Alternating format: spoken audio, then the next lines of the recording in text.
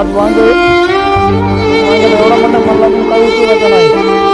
कारण आज 70-80 रुपयाला कॅरेट चालू या.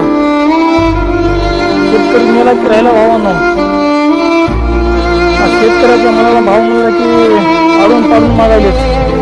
काही आणायचं करायचं म्हणलं मार्केटमधून की भलतं काही भावानं गेलं. तर औषध जर आणायचं म्हणलं वांग्याला फवारायला तर 1000 रुपये पुरवून गेले भावानं.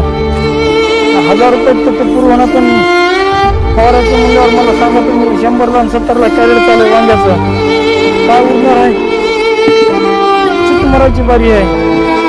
वांगं काय उरू शकणार भावानं. आता हे एवढं वांग असताना मला जनावर चारा बघायला या. थोडा माल नाही याला 20-20 कॅरेट वांगे निघाले. मग काय करणार भावानं?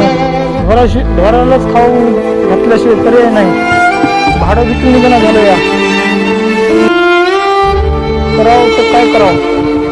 घर सोडायची जमणार ठेवायची जमणार असं झालं. शेतातलं काम वगैरे अवघड झालं भावानं.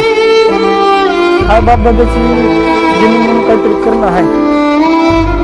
पहिला शेती नाही ते सुखात आहेत भावानं. शेतीचं सोडायचं बाकी माणसानं काय खावं? एकटं माणूस शेतकरी करणार एवढ्या माणसाला जगावं लागतं भावानं. तर तुम्हीच बघा परिस्थिती. शेतकऱ्यांनी जर नाही काम धंदे काय केले ज्याच्यानं पैसा आहे ते थोडं पैसा खाणार आहे तर नाही ना. त्याला अनानुकूल तर लागणारच खायला.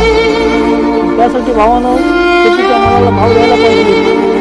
शेतीच्या मालाचा मोल अनमोल कोणी करणार गेलं. कोणी जर घ्यायला गेलं तर आधी भाव ठरवतात कसं द्यायलाच नाही. आपण कधी मेडिकलवर जाऊनच नाही भाव ठरवले का मेडिकल काय एवढं महागाला द्यायला गेला म्हणून. ते त्याचा मालमत्तेचा भाव झाला. ते आपला म्हणजे हमी भावापेक्षा जाडून पाडूनच मागतात. कसं करावं काय करावं? शेतीच्या मालाला भाव लागला तर समजा काय बरोबर होतंय. भाव देण्यात गेले सरकारने. त्यात आपण आपल्यात आपली माणसं आडून पाडूनच महागायला येतं. निसत वांग नाही भावानं. वांग लय भरपूर आहे घराला. काय उपयोग समजा जनावरला टाकायला